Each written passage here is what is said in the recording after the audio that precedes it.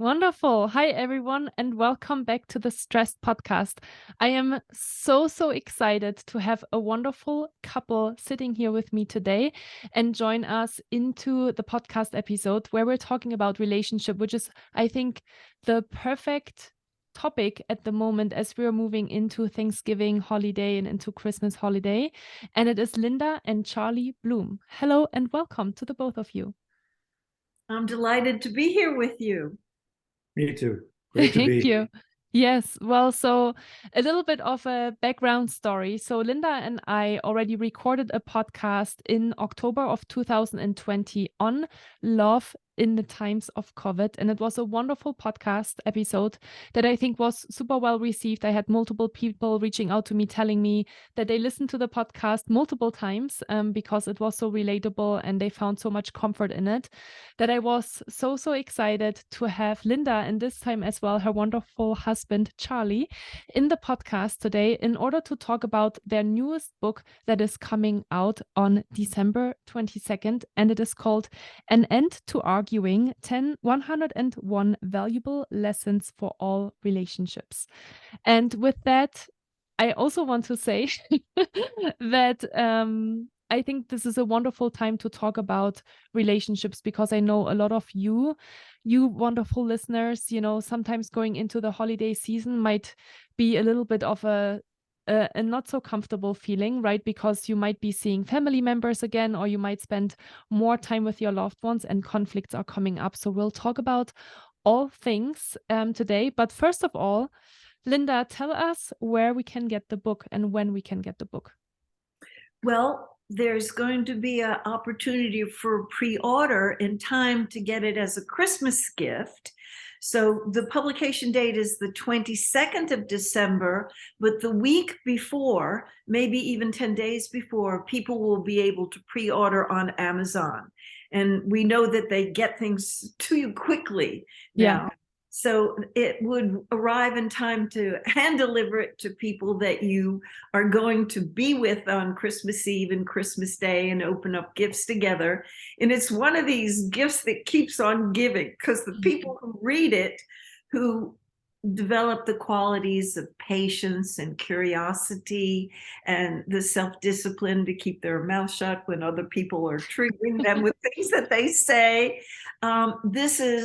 It's so good for relationships, for people to be in harmony and respectful with each other. Yeah. And what created the idea, or where did the idea come from to create this book? Well, I'll jump in on this one. We, since Linda last spoke with you, we celebrated an anniversary with each other. I saw that in your newsletter. Yeah, 50 years of marriage. Congratulations on that one. That's a huge milestone. Thank you. But I want to just add that not all of it was utter bliss. So let's get that straight. First of all, that we're not one of these couples, and there are very few of them, although they do exist, who from the moment they first laid eyes on each other, for the rest of their time together, they were in a state of utter bliss and infatuation. The other 99.9% of us have had our moments, and those of us who are fortunate have not had too many of those moments, and we have learned from them. And when you ask, well, where did the incentive come from to write the book, it came from what we have learned, both from our own relationship, from the mistakes that we made and the corrections that we put in, and from working with other people, particularly couples, which we've been working with for over 40 years. And those have been our greatest teachers. And so after, several decades of doing this work, we decided that we've learned a few things, and we want to share them with people, because we're both trained as psychotherapists, and relationship counselors, and so many of the problems that people came in to work with us on had to do with difficulty in managing differences. They just, and most of us don't come into committed partnership already have developed the skills, the qualities that are necessary in order to manage differences effectively. And so what do? We kind of fall back into our old patterns that we learned watching our parents, or, dealing with our own developmental issues when we were younger. And those don't always work so well. Yeah. So, we just, like you said, this is our our fifth book.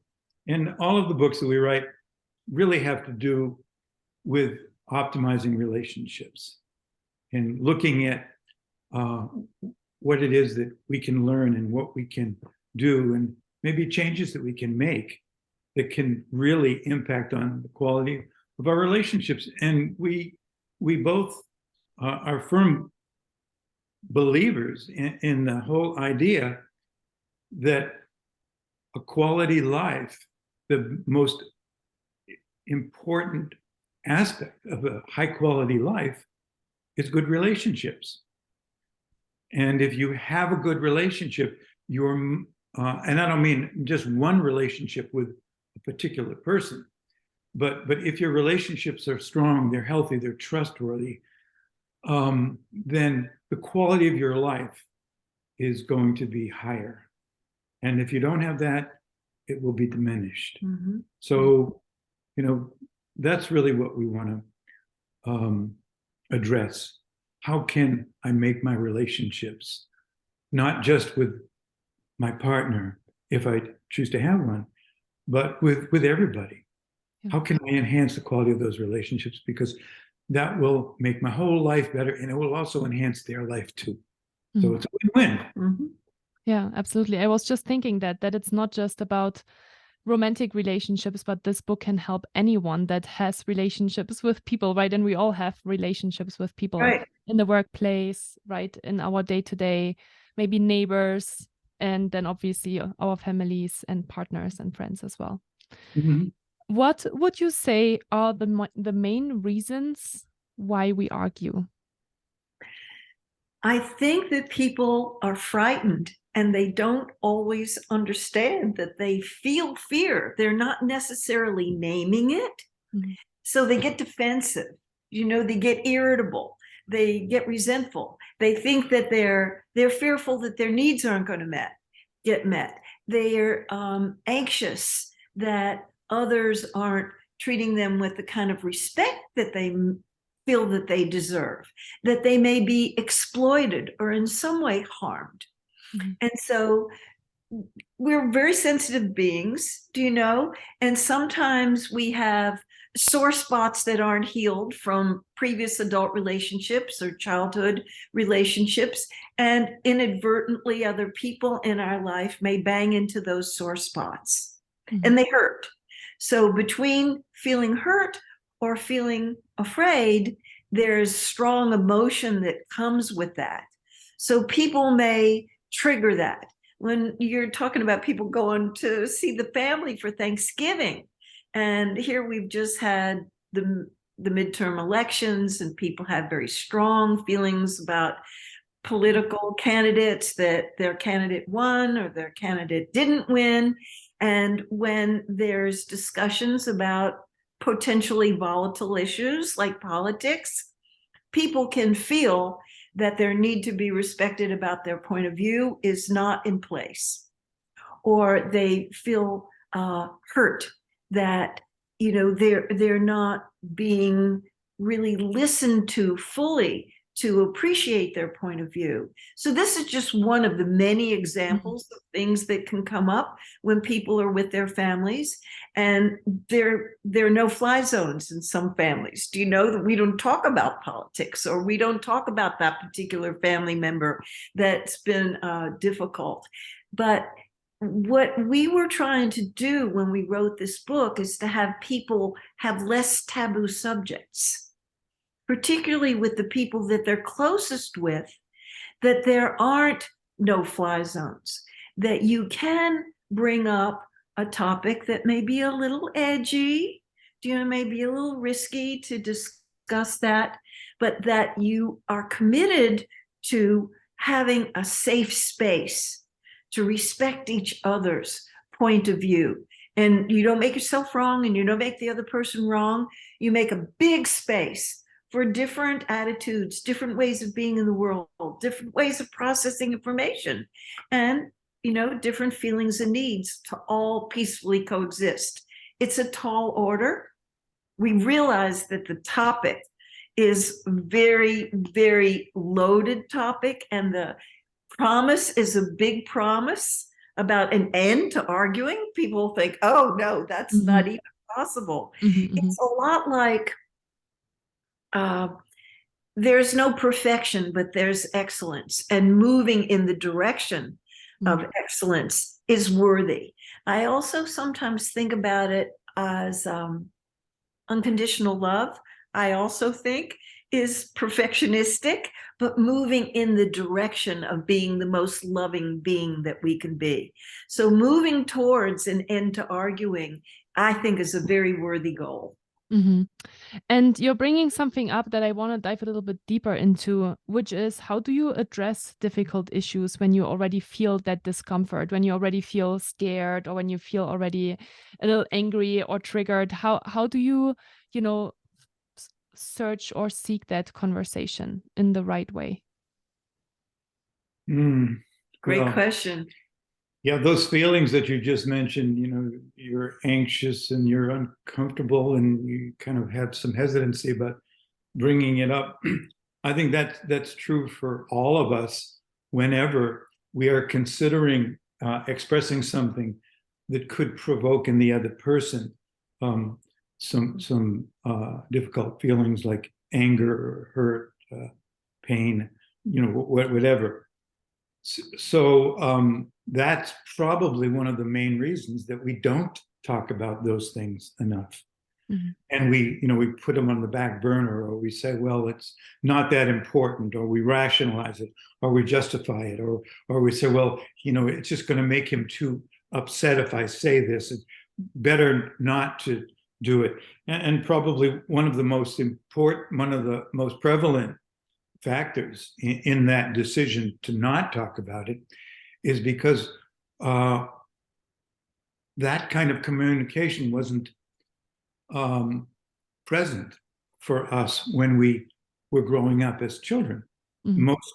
Most of us did not grow up in families where people openly, honestly, and vulnerably discussed topics that provoked painful feelings.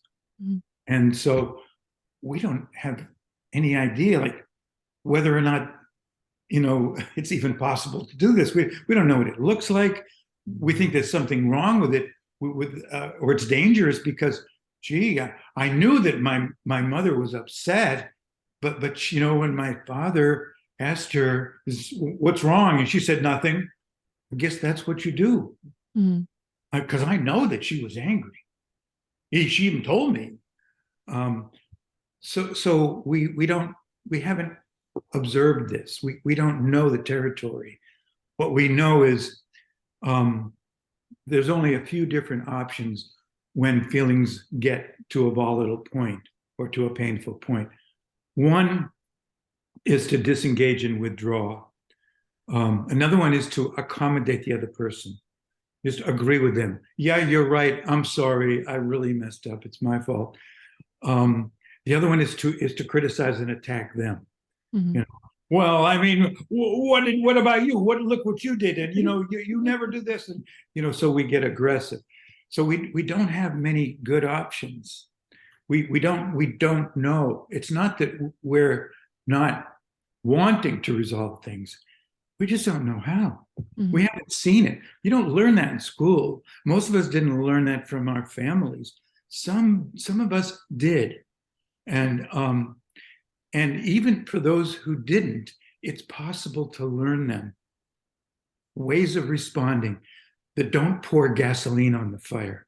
So when we say an end to arguing, we're not saying that you guys are never going to have differences with each other. We're not saying that you're not going to always agree on everything. What we're saying is we can all avoid creating those situations in which we just go down that rabbit hole and we keep dropping further and further down. And the harder we try to get the other person to understand it, the harder we try to fix this, the worse it gets. Mm-hmm. Those are the situations that we know it's possible to prevent. I want to add to what you're saying. I'm totally in agreement with what you're saying, but there is a hot tip that we finally learned after lots of aggravation and difficulties and breakdowns that I was adamant about including in the book. And there's a whole theme in one of the chapters about setting context before you dive into the topic. Mm-hmm. And it's about how to have a conversation before you have the conversation, so that you want to respectfully invite them into the conversation, not pounce on them with something that's a concern to you or upsetting to you and catch them off guard. Mm-hmm. That you ask, would this be a good time to talk? That you get vulnerable right away and say, it's hard for me to bring this up. Would you just let me try to find the words to say what it is that's on my heart? And just listen. Please, would you be willing to not interrupt me until I do my best to try to express what I'm experiencing? And I'm going to try to be as respectful as I can about this touchy subject. So if you get agreement that, yes, this would be a good time to talk, you're starting off on a good foot. Mm-hmm. And we always tell people, drop you out of your conversation, because if you start with you, you're already in trouble. Mm-hmm. You want to stay with your own experience. Mm-hmm. This is what I'm feeling. This is what I'm needing, which is quite vulnerable. Mm-hmm. And people often don't speak from their deeper experience, particularly their hurt, and their fears. They talk out of their opinions, which are often judgmental and critical, and that invites combat, mm-hmm. Not skilled combat. So we emphasize in the book the importance of having the difficult conversations, but do your best to set a context that invites the other person to really listen and understand and learn with you. Mm-hmm. Yeah, really, really powerful. And, it makes me think so much about my own relationship and what I'm learning at the moment, because, as you know, I'm in a new relationship for about a year now. And it's been really interesting, obviously, right, to get to know this new person and to get to know how to argue with the person or to make suggestions, especially as we just moved in together. And one of the ways that I really like my boyfriend to approach things, and I want to share this here, is I think timing is a big thing as well about arguing. And I think maybe take a step away as well from immediately thinking that it's going to be an argument. Maybe it's just a discussion, or it's just like a topic that you want to bring up. But one of the things he does when he sees me do something that he's not in agreement with is really sweet, actually. I feel like he finds a good timing. So I don't think really ever within the moment, maybe when he gets triggered by something, but he kind of does it when we are already in more of a loving state, or, when we are hugging each other. And then he smiles and he says, little suggestion. And then he brings up, whatever, it's just kind of like everyday, right, household things that, he might be doing differently than I do. And I've found this so powerful because, what resonates so much with me is that I never really learned how to argue well, because my parents had a very dysfunctional relationship, and they also divorced when I was 19, and they didn't communicate very well with each other. And so the only way of how I know how to argue is to kind of screaming or getting really upset and getting really frustrated and angry. Or, feeling kind of really defensive, what you said earlier as well. And the way of how he does it was so eye-opening for me, because I was like, wow, this makes me feel good. I'm not at all getting into this defensive state. It's really more about it's more about, you know, understanding and learning from each other instead of, yeah, you know, I think accusing the other person of doing something wrong. I think that's great. And it is very sweet. He's gentle about it, you know, and a little playful, but the tone of his voice and the playful, you know, attitude that he brings to it is reassuring you that he's not attached to you have to do it the way he's suggesting. And so that's spacious, you know, that leaves room for you to consider it. Maybe it would be fine for you, or maybe it wouldn't. But it's that white knuckle grip that people have. They're so attached to how it has to be. And then it's off-putting to the other person when they feel control like that. Yeah, and I'm actually curious to hear, you know, you said you had to learn this, you know, in many years of being together. How do you do it now? How do you do it now in your relationship? How do you bring up touchy, difficult subjects?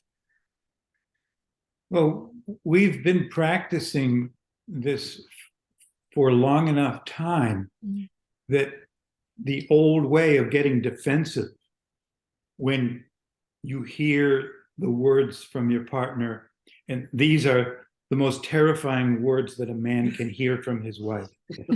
We need to talk. We have kind of modulated the way we make what we call introductory remarks, the way we invite a person into a conversation rather than demand that they talk now. You said timing is important. It's more than important. Timing is everything. When you bring it up and how you bring it up is going to determine what the rest of the conversation is going to be like. And the way you described your partner as doing it is very skillful. And it's inviting. You know, he's not telling you, you know, sit down and listen. He's asking you a question. Might you be interested in hearing another perspective on this? And so we actually, I'm not saying that we never trigger each other, because, you know, we do occasionally, but it doesn't happen that often because we have overridden a lot of our bad habits with good habits. And it doesn't even occur to either one of us, if we're conscious enough, to make the choice to present something in an accusatory way. You know, like, you said you were going to take out the garbage and you didn't. You know, what's wrong with you? And, you know, you're selfish, or you don't care, or, you know, making those accusations. So we don't do that, except there are times when maybe I'm overtired, or maybe, you know, Linda's under some stress, or, you know, maybe I'm hungry, or, you know, whatever. And, you know, we have a bad moment and something will slip out. And it does happen occasionally, but it doesn't happen very often. And when it does happen, we're both acutely aware of it. So we can, and we read about this a lot in the book, when you screw up, not if, but when, because you will, you screw up, it's never too late to put in a correction. It's never too late to apologize. It's never too late to repair the hurt feelings that may have come from that interaction. And we've become champions of repair. And we're inviting the people who read this book to become champions of repair, because you can't stop the waves from coming, but you can learn how to surf them. Do you know, there are going to be moments when you're tired or hungry or irritable or stressed or upset, and you won't be at your best. But if you can repair, it's just a matter of fall down, get up, fall down, get up, begin again, begin again. It's being committed to the process of learning as you go to get better and better. Yeah, for sure. And, you know, another thing that came up for me, I've actually been practicing these conversations with a good friend of mine as well. And we are both very aware and and we are really, focused on our self-development. And she's been bringing up things to me that were triggering for her, and I have done the same. And it's been a really good practice to do this with each other, more as a friendship, right, as in a partnership. And one of the things that we both realized, I think, is a really big thing as well, that I do want to highlight here too, is that sometimes, I remember the first time she brought something up to me, I was really surprised that she had that experience, because I was totally unaware that this is what I triggered in her.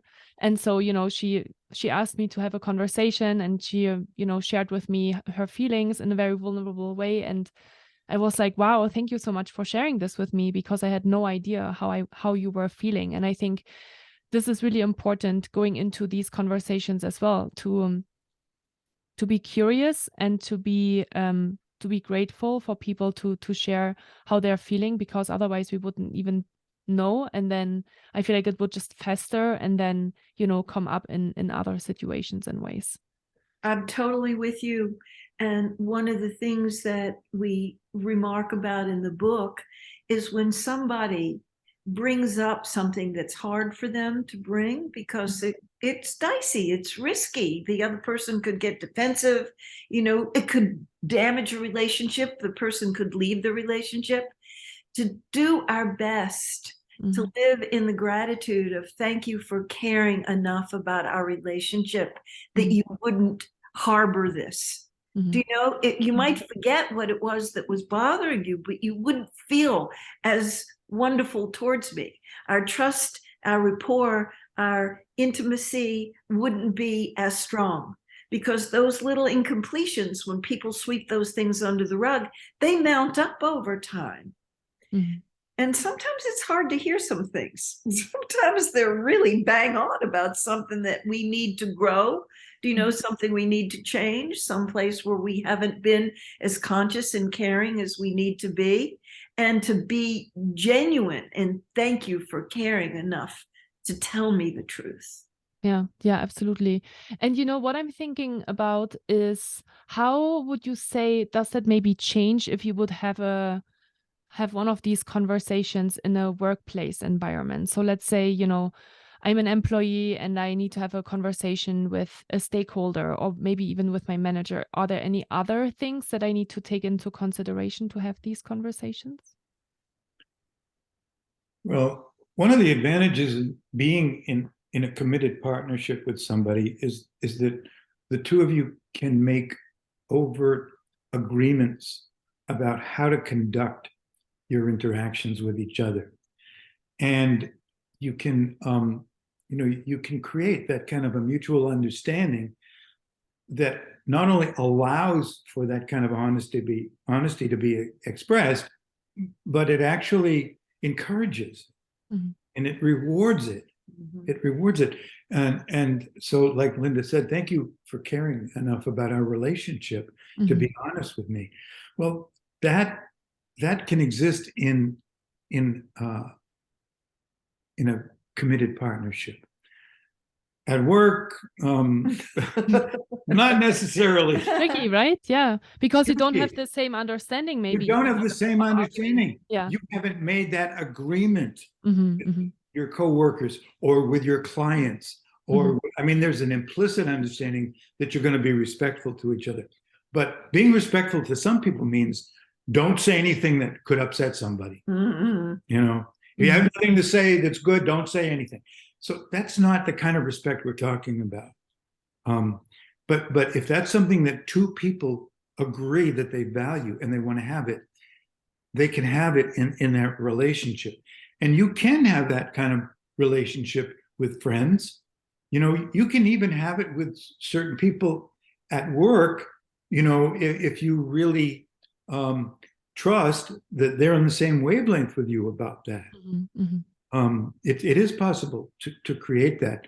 But in a committed partnership, in a marriage, in a committed relationship, one of the things that's really important is that each of you does make it clear that you are clear within yourself, and you make it clear to the other person about your values, what it is that you value, what kind of a relationship you really want to have, what that looks like. give examples of what that can be like under certain conditions. So yeah, you have to be, sometimes in relationships where you don't have that agreement, you do have to be a little more careful. Mhm. And if you step on somebody's toes, you'll probably get some feedback pretty quick, like, Mhm. Exactly. Yeah, that's true. yeah, right. That's not necessarily what I'm interested in right now. Yeah. Or yeah, thank you for that. You might get people who surprise you, and they're appreciative of that, and that tells you something about there's some potential here for a more authentic relationship with this person. Yeah, it definitely requires more courage. And I think the okayness to be a little bit uncomfortable at first, Yes. right? Because we don't know how the other person reacts. But I always feel like when you're genuine and vulnerable, and when you maybe even upfront that conversation by saying, this, this relationship or this work relationship means a lot to me, and I want to make sure that we are creating it in the right way, to maybe, if you're bringing that as a context, for the person to be more at ease and comfortable, then it can happen as well. Well, I think that's a really good point. And I think not only that it can happen, but it often does happen. However, and here's the caveat, however, it doesn't always happen. And sometimes what you just expressed was beautiful. And it was a very, very enlightened way to express what you value and what you hope to have in this relationship and why you want it. But there are times, or there are people, for whatever reason, you can be vulnerable like that. You can be open. You can be sensitive, and they still will react upset, with anger, with hostility, even sometimes. Yeah. And the challenge in those cases is to resist the temptation to just decide, well, forget you. I'm not going to have anything to do with you. The challenge is to hear the feelings, to understand it, to take care of yourself. Don't keep putting out something that you don't trust is going to be respected, and but don't give up either.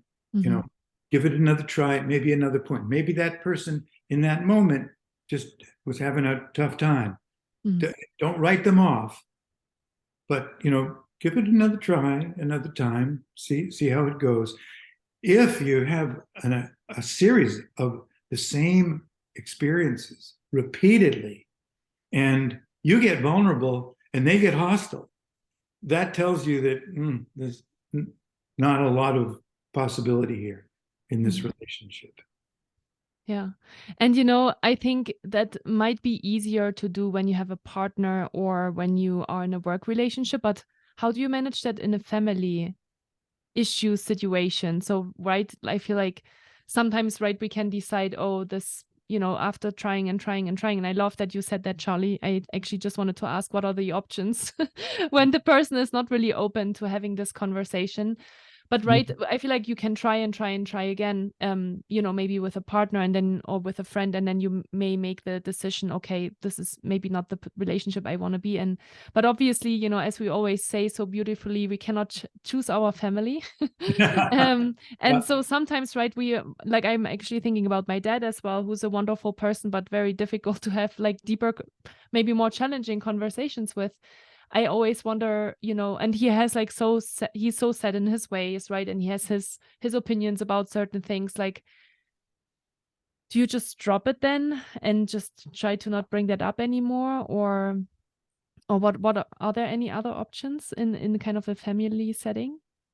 I sometimes refer to loving them from afar. Do you know that there are some people who are hard, rigid, and they're unrecovered from wounds that people hurt them, and they're very encrusted, walled off sometimes.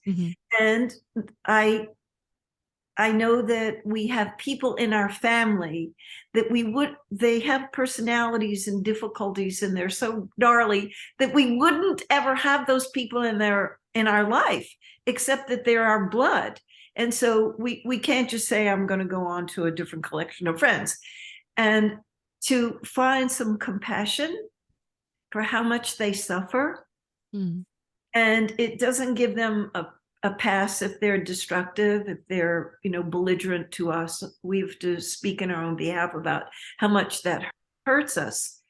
But to accept that they are doing the best they can with how far they've come or not in their own path of evolution.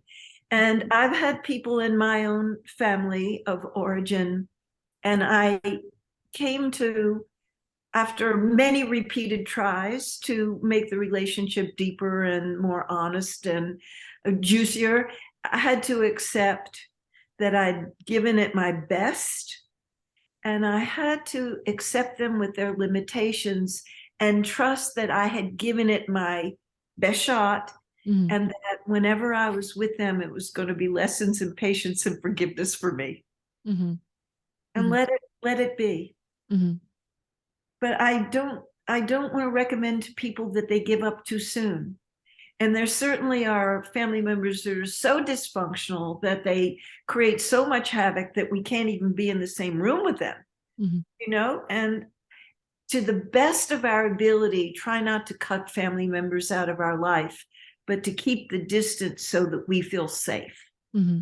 Yeah, because I feel like the other person might also be just validated in their perception of how people take them, right? If you would take that stance of, I can't even be in a room with you. Again, obviously, I'm thinking about the specific situation here of, in the family that I was part of. And I think sometimes, when a person is really difficult to handle, then if we just give them kind of the cold shoulder, they just feel validated in not being loved, right? They kind of get validated in the things that they have experienced in their lives over and over and over again. And I think love is actually the answer to a lot of different conflicts or a lot of difficult people, right? Because they've never received it. And so they are so cold and so, so challenging to other people. But what they are actually seeking is really love and connection. That's right. One of the points that we make in the book is that we often find ourselves in a circumstance with somebody, often a person that we're close with, where they are making a claim or a statement or an opinion or asserting something, and they are either directly asking us whether or not we agree, or else we sense that they want an agreement from us. Like they'll put something out like, well, all people like that are like this, so, they're not actually looking to us and saying, isn't that true? But we know that they want some response. Mm-hmm, mm-hmm. And very often when we're in that position, it feels like there's only two options that we have. One is, I can agree. Yeah, that's right. Well, what if I don't agree, though? Mm-hmm. Well, then I have to disagree, right? No, you don't. There are other ways to respond to those kinds of situations, and we find ourselves in those situations a lot, other than I agree or I disagree. I'm right or you're right. One of us is right, one of us is wrong. It's called zero-sum thinking.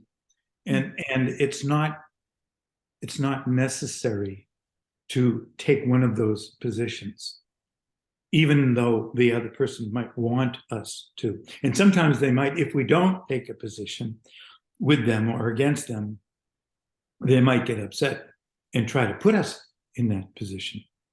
And, we can always, respond by saying, well, I understand your perspective on that.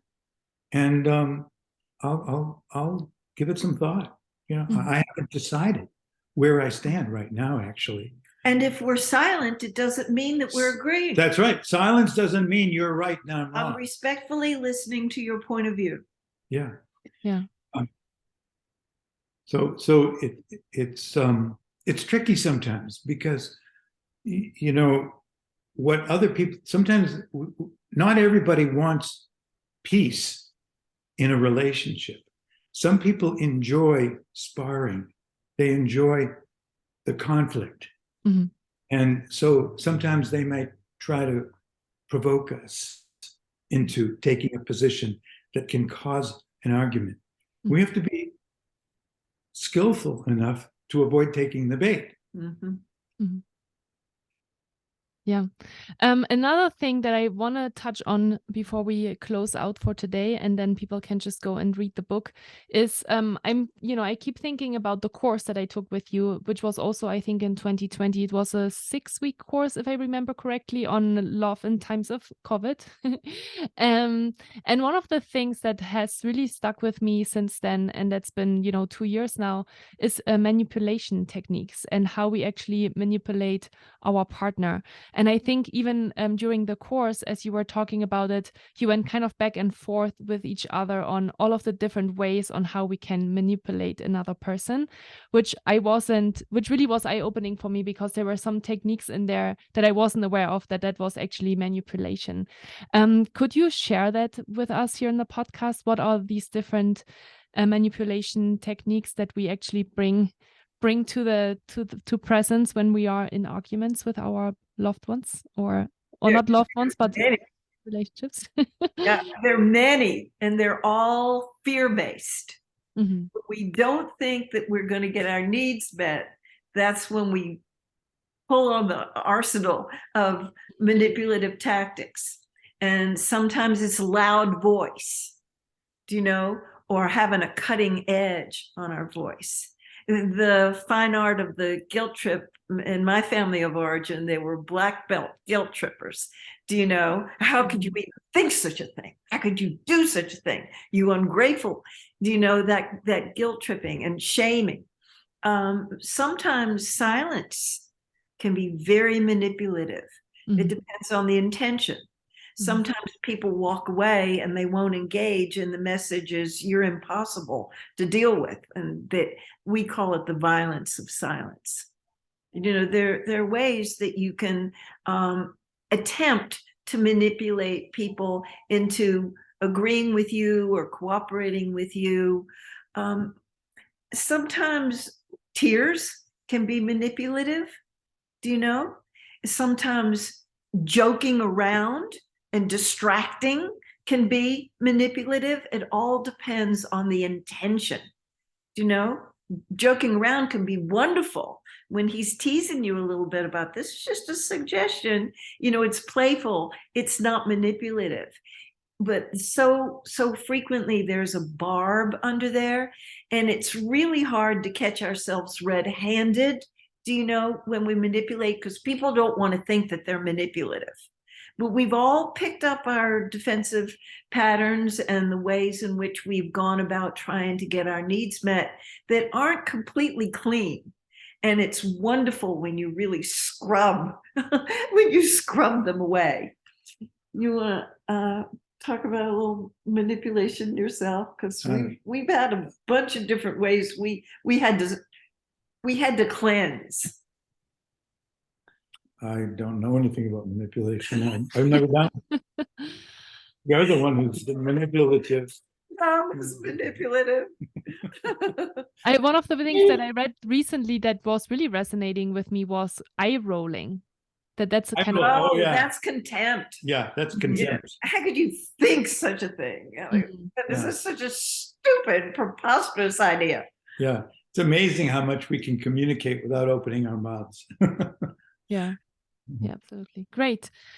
All right. Well, I would say that, I think hopefully that teased enough of this conversation, right? Because there's obviously so much ground to cover, and you have obviously 101 valuable lessons about arguing in your book.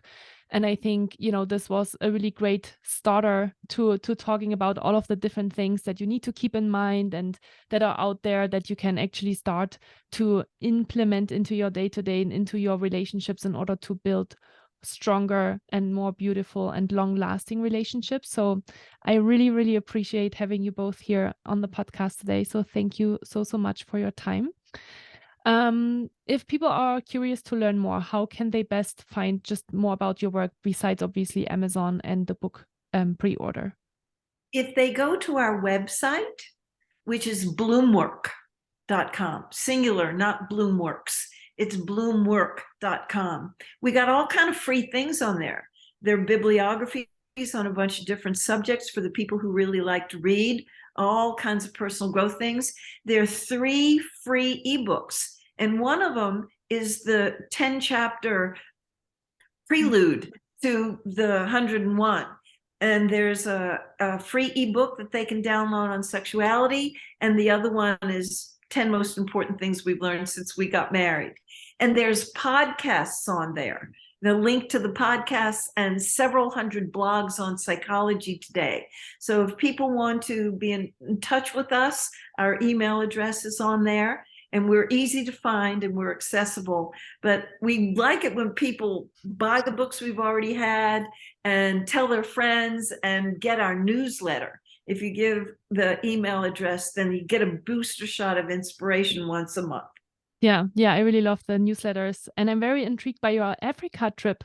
What is that all about? Oh, we're going to Tanzania, we're going to Kenya.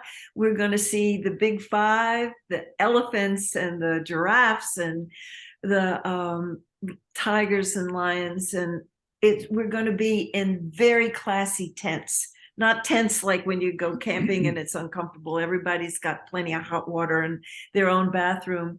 And we're going with Overseas Adventure Tours, which is the best tour company we've ever traveled with. And we're going to spend a day with the Maasai, which are some very happy people on this earth. And they live very simply. But the bonds and the connections and the harmony and the cooperation among the family members in the tribe is such that they get really high happiness scores. So I'm so psyched to meet them. Very cool. Yeah, I've been reading on it. And I'm like, oh, it's been a lifelong dream for me to go to Africa. So I'm very excited for you that you get to do that next year. Anyway, so for those of you that are listening right now and you want to obviously learn more about Linda and Charlie, make sure that you go to www.bloomwork.com. I'll leave all of the connections and all of the links in the show notes as well, so you have that handy. And if you've been listening to this podcast now and you think, I have this conversation that I really need to have with somebody, and maybe you need a prelude to this conversation, maybe you share this podcast episode with them and just tell them, hey, I've learned a couple of really valuable insights about how to argue and how to best argue, or how to bring up difficult conversations. And this might be a good way to get this started. So with that said, I wish you, for all the Americans, a wonderful Thanksgiving break and happy holiday and that are coming up in December as well. And for those of you in Europe, just take care of yourself. Hope that you're doing well and that you're staying not too stressed during this very stressful time, I know. And there's obviously lots of resources on my website as well if you want to know how to better manage your own stress levels. So thank you so much for watching and listening today. And I hope to see you, Linda and Charlie, maybe in a year or 2 from now again, talking about the next book that you're publishing. Thank you. We love that. Thank you so much. Talk to you soon.